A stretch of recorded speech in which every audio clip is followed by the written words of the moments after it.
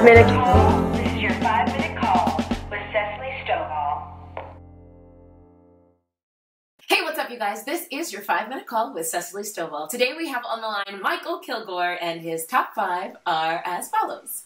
Number 1, you have seen him on Broadway in Motown, Hair, and maybe in a city near you in the Book of Mormon National Tour. Number 2, he is a featured singer with Postmodern Jukebox, and you can find him on several of their albums as well. Number 3, you could have seen him coming to a living room near you in The Wiz Live, where he played the Mayor of Munchkinland and the belting Ozian, as I like to refer to him as. Number 4, he's originally from Orlando, Florida, and he went to Florida State University, my alma mater. And number 5, he is the oldest of 9 children. That's a lot of responsibility. Welcome, Mykal. How's it going? It's going great. Well, we'll just jump right in. Question 1 for you is, tell us a little bit about your journey from high school to college to where you are now. Whew, okay, well, I really didn't do musical theater until I got to college. I was going to be a choir director, like a chorus teacher. And I got to school, and they were having auditions for Crazy for You, and then someone who sang high tenor. So I was like, oh, well, I'll try. So I auditioned for it and just fell like a ton of bricks, like fell in love with it. And so there's a thing called SCTCs, which if you're a musical theater geek out there, you know what that is. But it's just like a huge cattle call audition. I went there, auditioned, I felt really cute and like I was going to do well. And I got one call back. And it was for Hershey Park in Pennsylvania to play a singing milkman. I took the gig. It changed my life. My best friends are from doing that. After doing that show for multiple summers, I moved to Nashville and began writing and singing background vocals, that sort of thing. And theater was always in the back of my mind. I was I really wanted to do it. So one Christmas season, holiday season, I moved up to New York. And my best friend was like, you can do this, go do it.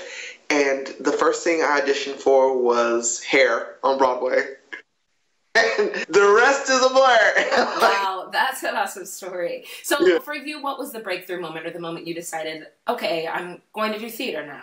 The real breakthrough moment where I decided I'm going to go and pursue actually doing theater was I did a cruise ship, and I met a guy on the cruise ship, and this really wonderful guy was like, you remind me of my friend, Billy. And I said, Billy who? Billy Porter, and I just gagged. I gagged. Billy Porter is my idol. And I got the ship. There was an audition for a show called Five Guys Named Mo in Texas.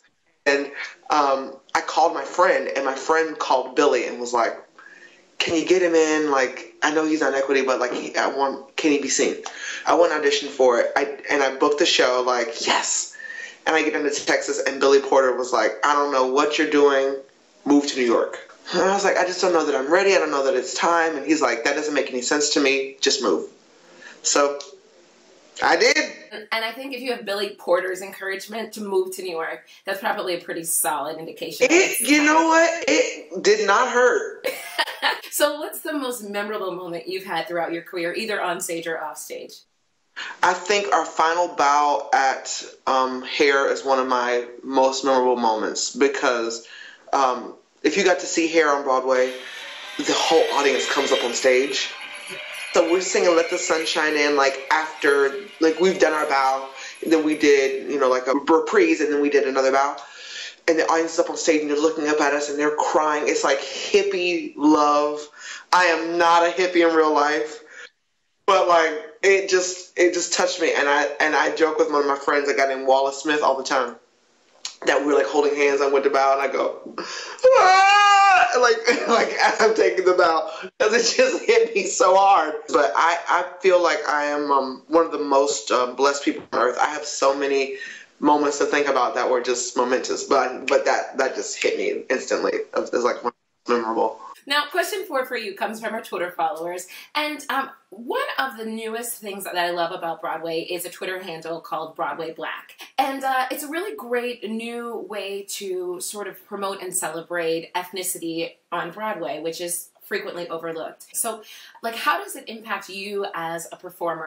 Well, I didn't think that Broadway was exceptionally viable when I was in college. I mean, you know, the SETC story, I had friends who had like 20 callbacks, and I had a callback, and it was not for theater. And I'm like, why is it that it seems that there's no place for me in this world?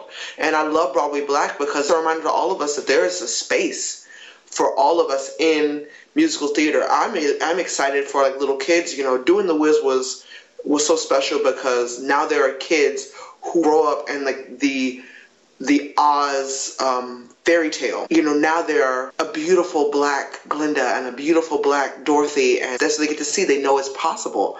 And I love Broadway Black. You know, Drew Shade is one of my favorite people. He's one of my good friends, and I'm like so thankful that he created this space that really celebrates, you know, us artistically. That's a great answer, and thank you so much, Broadway Black. We'll see you on Twitter. And question 5 for you is, if you could go back in time and give your 16-year-old self one piece of advice, what would it be? Slow down.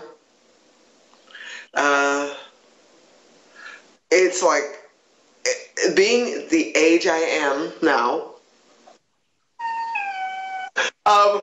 like you realize that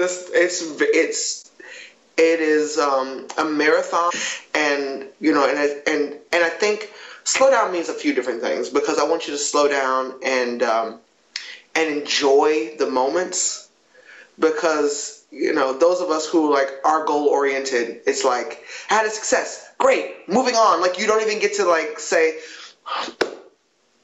you know, you don't do any of that. And it's not that you should live in the celebration, but you should take a minute to go, oh, that was great. So slow down in that sense. Also, like slow down in terms of like taste. Like you ain't got to put all of it in there.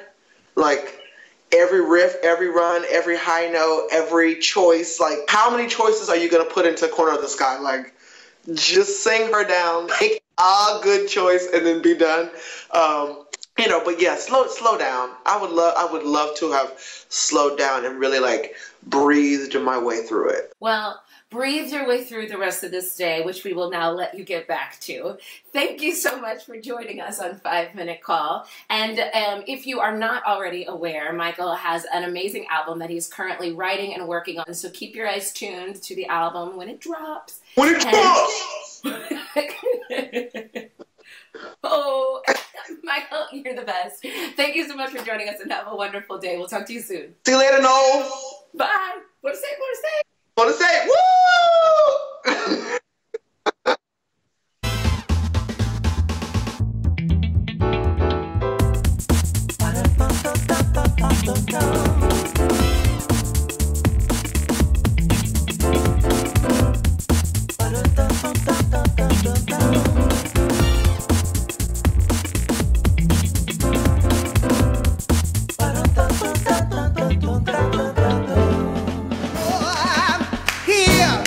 There's